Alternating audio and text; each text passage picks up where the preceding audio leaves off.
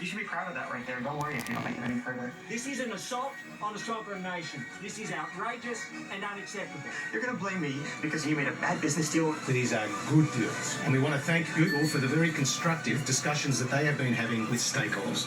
Thank you.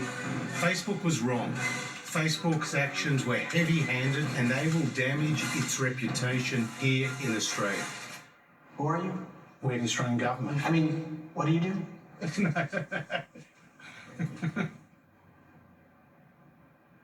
Australia, the Australian government makes laws for Australians.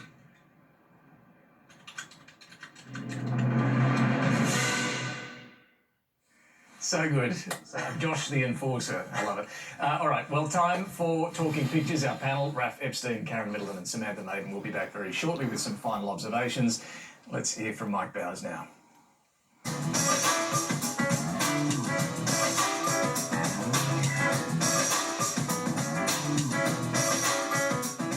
I'm Mike Bowers and I'm photographer at large for The Guardian Australia. I'm talking pictures this week with photographer for the Sydney Morning Herald and The Age in the Parliamentary Press Gallery, Alex Ellinghausen, and a very warm welcome, mate. Good morning, mate. Thanks for having me.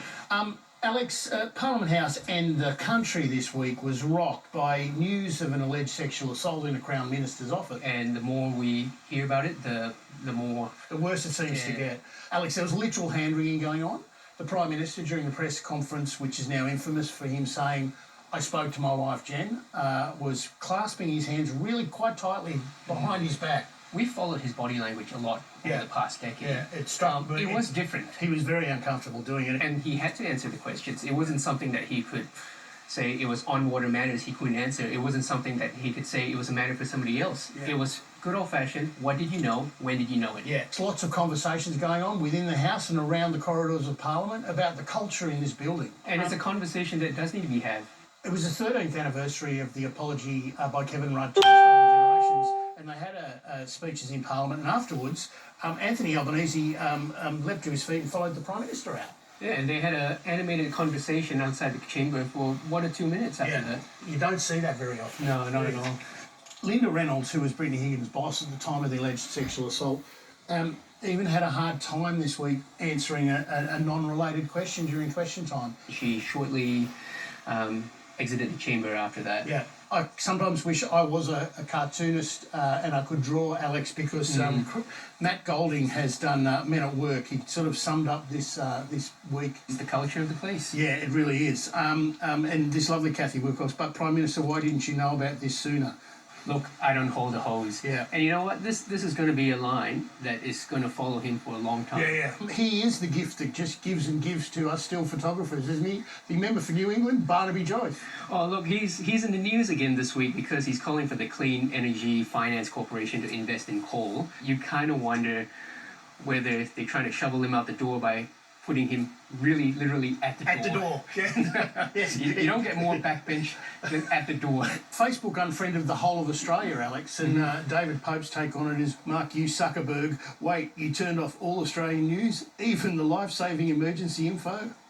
No, you still have that page. Yeah, and it's Craig Kelly. Good morning, Australia. Here is the real news. This sends a shiver up my spine, Mike. You know. The end of the week, we had one of the miserable ghosts who used to be a Prime Minister in form of Kevin Rudd appear before the inquiry into media diversity in Australia. And you just love doing this. This is his signature part move. Oh, look, it's muscle memory, Mike. It's kind of like putting an old CD in the car and you hear the same thing. It brings you back to a different place. A familiar smell from your childhood. Alec, it's been a pretty terrible week in Parliament, but thanks for unpicking these very large events. Thanks for having me. Back to you, David, in the panel. All right, very good. Well, let's get some final observations now from our panel. Sam, to you first. Brittany Higgins has an appointment with the Australian Federal Police to make a formal statement about this matter later in the week on Wednesday after Linda Reynolds appears at the National Press Club. So it'll be interesting to see how she handles those questions. That will obviously formally start up the process. And I note today that the Sunday Telegraph is reporting that of the 15,000 odd reports of sexual assault made to police every year, that around 3% of those end up with a conviction. So I think that over the next couple of years and months, we're going to see the justice system on trial as well. Obviously, the alleged offender has a right to a fair trial, but obviously, justice needs to be seen to be done in terms of the timeliness of this investigation and whether or not charges are laid. Yeah, sure does. Just to underline one point you made there, Sam. Linda Reynolds at the Press Club Wednesday. That'll be worth watching. Karen, your final observation. Yeah, on the broader issue of the treatment of parliamentary staff, I've written and spoken before about the case of Kate Johnson, who was dismissed as Chief of Staff to Minister Ken Wyatt when she levelled a bullying allegation against a senior advisor in that office. Now, she went to the Prime Minister's office. She was assured that Minister Wyatt would refer her complaint to the Finance Department for formal investigation, and then she discovered that it didn't happen. She had to refer it herself. There was a report produced. She's been refused access to that report under Freedom of Information. She's challenging that. And interestingly, one of the key arguments the Finance Department is making, backing its position that it doesn't need to give her the report, is that it needs to be concerned that it might cause distress to the other parties. In other words, the people against whom she's made the complaint. Doesn't seem to make any reference to the distress it might cause Kate Johnson not to have it resolved at all. And I think that sort of says everything about the system we have. Yeah, and it was interesting to hear Greg Hunt. I think he's the first minister to say, make the case for an independent body to start dealing with these complaints. So that does appear to be gathering some momentum. Raf?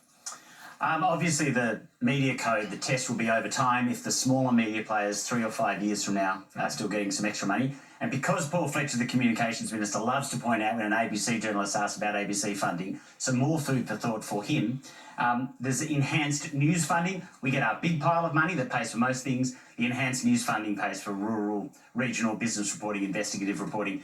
That doesn't exist in the forward estimates. It's got a year and a half to run. I would just hate to see any deal the ABC does with Google or Facebook replace that particular program that at the moment doesn't exist in future years. All right, good point. Thank you all very much for joining us today. Now, Labor's Julian Hill was getting a little annoyed this week with the government re-announcing and then re-announcing again changes to immigration rules. We'll leave you with that. Thanks for watching. It's a bit like if I was coming out here and I said, I'm going to do a doorstop, I'll be back again. And then we kind of go away. And then we come back and say, at some point in the next few weeks, I'm going to be out here to do this doorstop, to do my job. And then we go away. And then we'd come back again and we'd say, I tell you what, maybe at the end of February and late March, I will be back here to do a doorstop. And then we go away again. And then we come back. I mean, this is ridiculous. You're making us all feel very excited about it.